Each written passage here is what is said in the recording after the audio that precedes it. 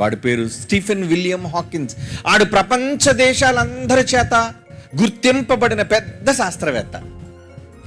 వాడు రాస్తూ తన గ్రంథంలో ఏమన్నాడు తెలుసా అండి? ద గ్రాండ్ డిజైన్ అని ఒక పుస్తకాన్ని రాసి ఏమన్నాడంటే, ఈ ప్రకృతిని చూసి గ్రాండ్ డిజైన్ అని అన్నాడు. బాగుంది, చాలా బాగుంది, గ్రాండ్గా ఉంది, గొప్పగా ఉంది డిజైన్. ఆ పుస్తకంలో ఏం రాశాడంటే, ఈ గ్రాండ్ డిజైన్ వెనుక ఎవడో లేడు. ఆ మాట ఏమైనా జ్ఞానవంతంగా ఉందా?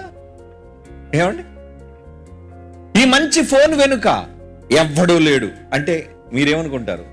మూర్ఖత్వం. ఈ పెన్ను వెనుక ఎవ్వరూ లేరు అని నేను అన్నాను అనుకోండి, మీరేమనుకుంటారు? నీకు పిచ్చా? మరి ప్రకృతి వెనుక ఎవ్వరూ లేరంటావేంటి? వాడు నాస్తికుడు, దేవుణ్ణి నమ్మని వాడు. మేకర్ లేకుండా మ్యాటర్ రాదు అంటే సృష్టికర్త లేకుండా పదార్థం రాదు.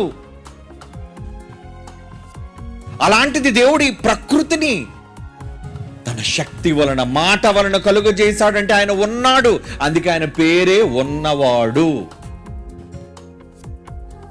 ఉన్నది కళ్ళ ముందు కనబడుతుంది అంటే ఉన్న దాని వెనక ఉన్నవారు ఎవరో చేసి ఉండాలి, చేయకుండా రారు. నేనున్నాను అంటే నన్ను కన్నవారు ఉన్నారా? ఉన్నారు. మీ కళ్ళ ముందు కనిపించే ఏదైనా ఉంది అని నమ్మాలి అంటే ఉన్న వారి నుంచి అది రావాలి. గాలి నుంచి తీయడానికి మ్యాజిక్ కాదు.